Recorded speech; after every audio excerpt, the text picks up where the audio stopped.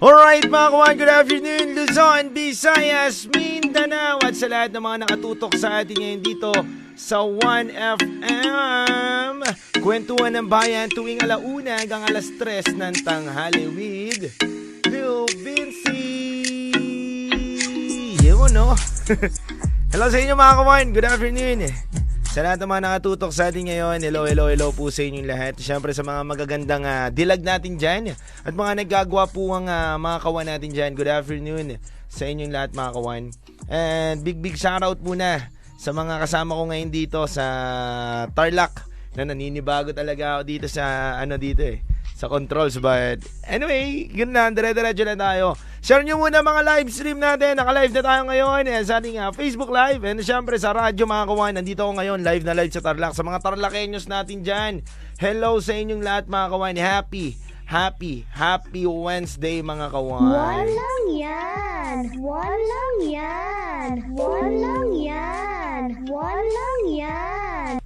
Yun no, at syempre mga kawan walang yan saan ka pa ba lilipat? Wala nang lipatan.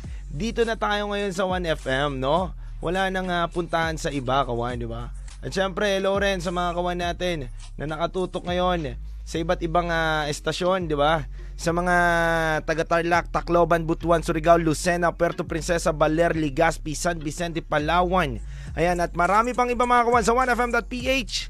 Hello rin po sa inyo, syempre sa mga taga-Manila dyan na nakikinig sa atin ngayon sa Facebook Live. Hello po sa inyo mga kawan, na live tayo ngayon dito. Syempre sa 1FM 1FM Tarlac. Ayan, no? Ayan. Nahihirapan ako dito sa controls But anyway, kawan yun nga, no? Dire-diretso lang tayo. Naku, kawan, ngayong araw natin ng Wednesday, punong-puno na naman tayo ng hugot. No? Kasi alam nyo naman na Wednesday, hugot tayo ngayon, no? Na hinugot natin sa awitin ni Gary Valenciano ang ating pag-uusapan ngayong araw na ito. Ano nga ba yun, kawan? No? Ikaw ba, kawan? Tanong ko lang sa'yo, Ikaw ba, kawan, pagdating ba sa pag-ibig, marupok ka, no? Marupok ka ba pagdating sa pag-ibig? Hindi ka na natuto, no? Ikaw ba yung klase ng tao na hindi ka natututo kahit nagkakamali ka na? Sa dami mo ng pagkakamali sa sarili mo, hindi ka pa rin natuto. Kasi kapag nandyan ka na naman, tumitingin-tingin, nangihina ako. No, nakakapangina kasi minsan, kawan, no? Hindi natin mapigilan minsan kapag yung taong mahal natin dumating na naman sa buhay natin. Di ba? Minsan dumarating talaga yung tao sa buhay natin na gusto na nating kalimutan, gusto na nating layuan, gusto na nating iwanan, pero wala tayong magawa, marupok tayo. 'Di ba? Wala tayong magawa minsan dahil tayo ay sadyang madaling makuha sa mga salitang pambobola, no? Lil Vinci, May chinito boy. Kwento 1 sa 1FM. Bago ang lahat, batiin ko muna ang lahat ng mga nagpapabati sa atin dito. Hello muna kala Margie. Ayan, hello po sa inyo. Kala Habi, kila Abby, Ana, kala paring Sarip. Ayan, kala paring, ayan, isa-isay natin to Kala paring April. Hello po sa inyo lahat dyan sa mga nakikinig sa atin. At syempre ang Tarlaceños, ang mga GC natin dito. Ito na, dinadagsan na tayo dito sa GC. Nakikinig daw sila ngayon sa radyo. Maraming salamat. I love you so much, Tarlaceños. At syempre sa mga ibang stasyon din, hello sa inyo sa mga taga Lucena, Tarlac, Legazpi at marami pang iba mga kawan. Ito nga daw, kawan, no? May nagbahagi nga dito. DJ Lil Vinci, alam mo ba? Tinanong niya ako, DJ Lil Vinci, alam mo ba anong definisyon ng marupok? Na syempre ako napatanong din, ano nga ba definisyon ng marupok, kawan, no? Kumbaga, kasi nga sa hugot natin na awitin, parang sinasabi dito, hindi ka na natuto, no? Tuwing nandyan ka, hindi na ako natuto. Tuwing nandiyan ka, nangihina na naman ako, gusto na naman kitang kausapin, gusto na naman kitang makasama, gusto na naman kitang lapitan. Para gusto ko na naman balik yung sa atin dati, di ba? Ganyan ka rin ba, kawan, no? Yung mga parang gusto mong ibalik, no? Ibalik yung mga bagay-bagay na hindi naman na dapat, di ba? Hindi naman na dapat. Pero ito nga kawan, no? Anyway, ito nga, sabi nga daw dito, sa M daw, ay ang meaning daw niyan is mananatili sa'yo. Wow! Sa A naman kawan, at mamahalin ka pa. Wow, At sa R naman, mamahalin rin kahit nahihirapan. Wow, At sa U, umaasa na mababago. Sana nga may mabago, no? At P, para maibalik. At yung O naman daw ay oras na maayos. At yung K naman daw ay siya na ating pagsasama. So kung isusulat daw natin yon, marupok daw ang bumubuo doon. Wow, wow naman itong kawan natin no? Grabe din talaga no? Maano rin to talagang kawan natin, mahugot. Pero ako kawan kung ako papaugutin nyo. Kung ako papaugutin nyo ngayon dito sa ating awitin na pinag-uusapan at pinagkukwentuhan.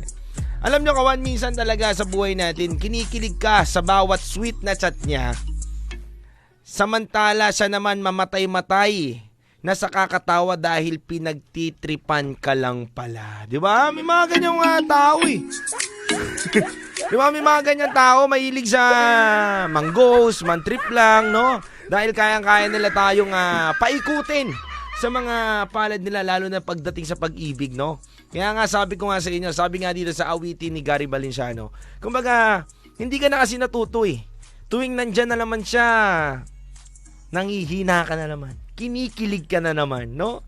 Minsan kasi kawan, sa buhay natin, may mga tao talaga tayong makikilala na parang ang hirap maka-move on kapag naghiwalay kayo. No, naranasan nyo na ba yan mga kawan? Na may mga tao tayong makikilala na napakahirap mag-move on pag nakilala natin sa buhay natin. Hindi tayo agad-agad na mangingilala. Hindi agad-agad tayong magti 3-month rule, no? Kahit nga 3-month rule na kahit nagpas na ng 3 months, 6 months, 1 year na kayong hindi magkakilala, no? Siyempre, nagkinalimot nyo na yung isa't isa di ba?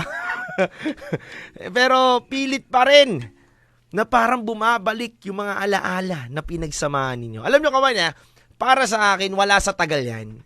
Hindi sa tagal na porket matagal kayo, ganun na.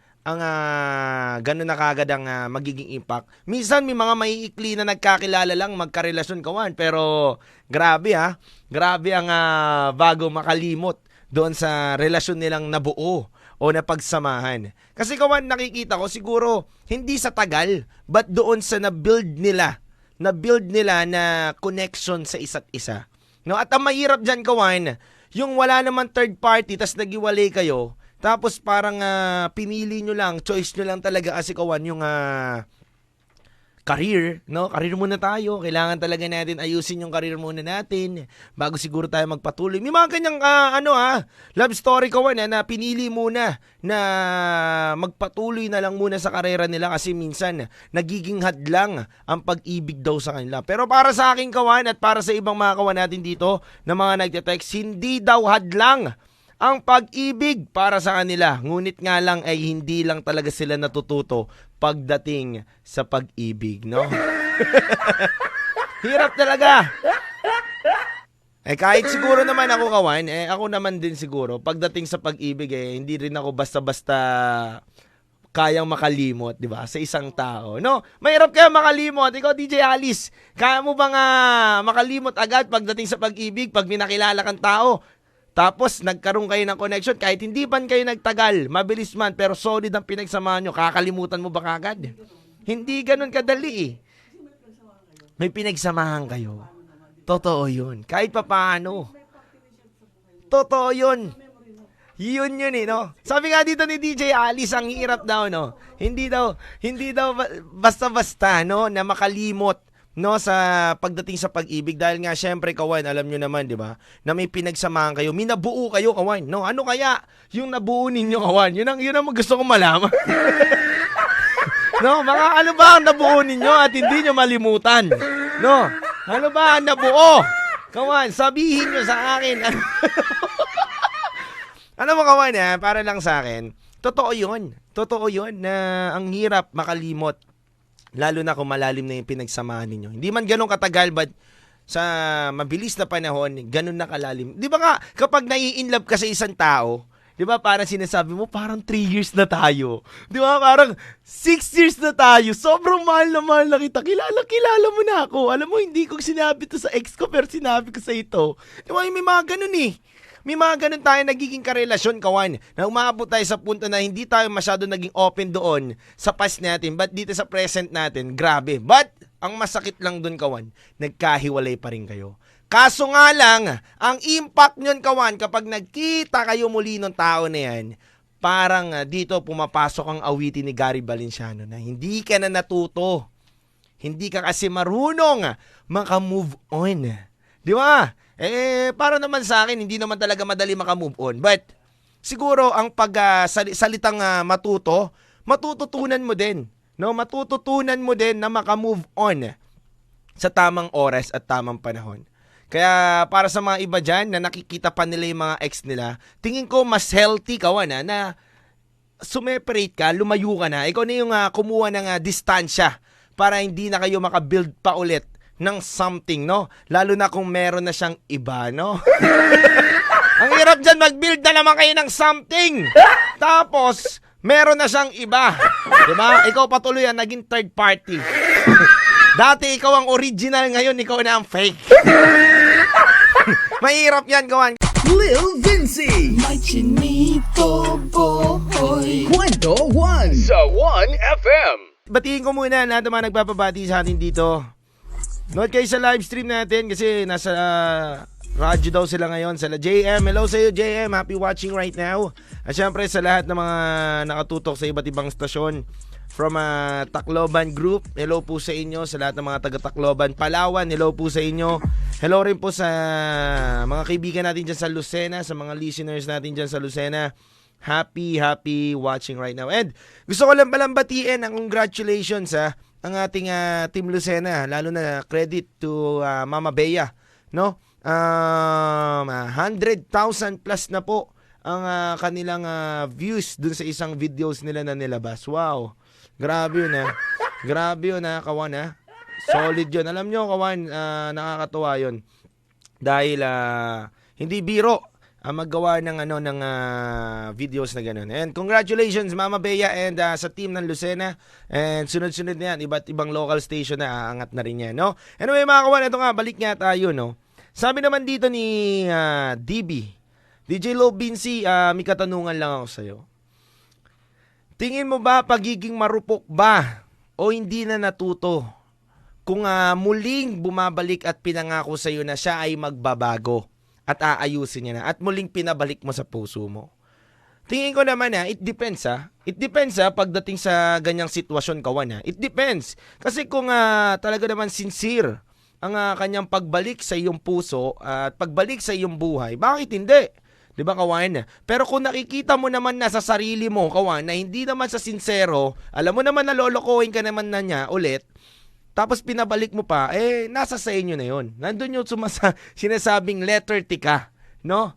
Hindi ka nag-iisip, letter T ka, no? So kailangan pag-isipan mo din at kailangan na salain mo din mabuti kawan. Kung ano ba ang bearing mo o dapat bang pabalikin pa siya sa buhay mo o hindi na? Tama pa ba magiging desisyon mo o hindi na? Kasi kung magiging mali ka ulit sa iyong desisyon pagdating dyan sa pagpabalik ng tao na yan, baliwala lang din kawan, no? Hindi lang din mag-work na maayos at ikaw lang din ang masasabihan na hindi ka na kasi natuto.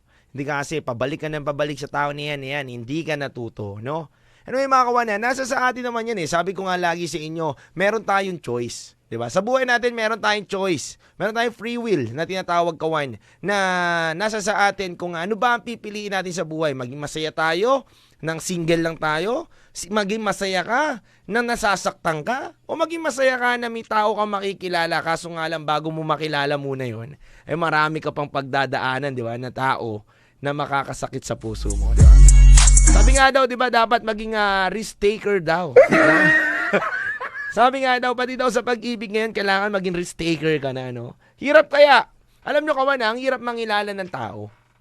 Ang hirap mangilala ng tao at ang hirap din magkaroon ulit ng panibagong connection sa isang tao. Kaya yung iba kawan, nag-i-stay sila doon sa taong nakabuild na sila ng connection eh. But naputol lang. Kumbaga sa kuryente ay walang naging pambayad. No? Hindi na suklian yung pag-ibig. Hindi na bigyan ng magandang balik yung pag-ibig na binibigay mo sa kanya, kaya naputol ng connection. Pero kawan, yan na kasi ang nangyayari kasi sa atin. Kapag may tao tayong naka-break up o nakaiwalay sa buhay natin, parang ang bilis kasi mag-build ulit ng connection dun eh. Kaya yung iba hindi naiintindihan na parang hindi naman to natuto. Bakit hindi naman to nag-iisip? Binalikan niya ulit yung ex niya. Di ba may mga ganun tayo? Di ba may mga kaibigan ka nga minsan na nagsasabi sa'yo na, ang rupok mo girl, ang rupok mo pare, bumalik ka na naman dyan. Di ba nagkasakitan na kayo niyan? Di ba nagkalukuhan na kayo niyan? Di ba naghiwalay na kayo niyan? Pero kasi kawan, para sa akin ang paniniwala ko lang, it depends sa sitwasyon din kung paano mo babalikan ng isang tao. Kapag third party siguro, mahirap, 'di ba? Mahirap balikan eh. Kapag third party na yung usapan, mahirap balikan 'yan. Syempre may ibang tao nang involved diyan eh. But tingin ko kung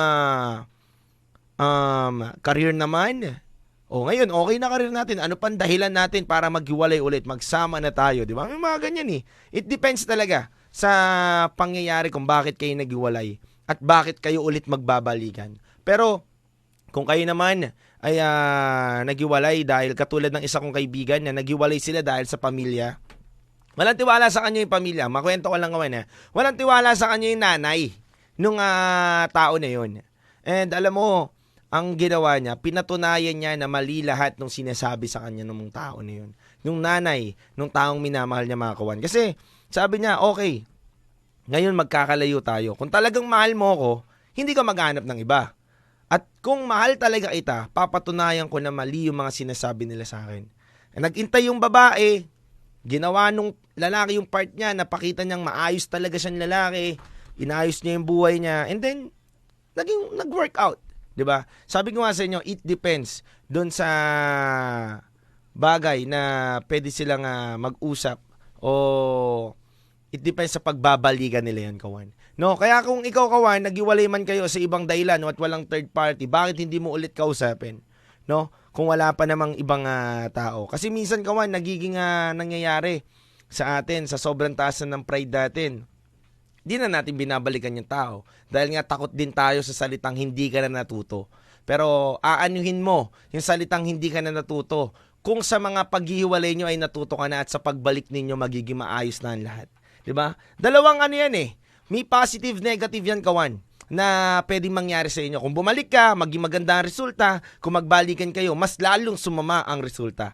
Kaya nga, kawan, nasa sa inyo ang free will, nasa sa inyo ang choice. Kung babalik ka pa sa tao na sinabihan ka na ng mga nasa paligid mo na hindi ka na natuto, wag ka nang bumalik.